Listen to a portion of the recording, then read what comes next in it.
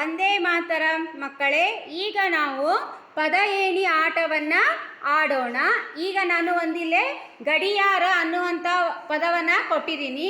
ಆ ಪದದ ಕೊನೆಯ ಅಕ್ಷರದಿಂದ ಆರಂಭವಾಗುವ ಪದಗಳನ್ನು ಏಣಿ ರೂಪದಲ್ಲಿ ಬರಿತಾ ಹೋಗಬೇಕು. ಅರ್ಥವಾಯ್ತಾ? Okay, start.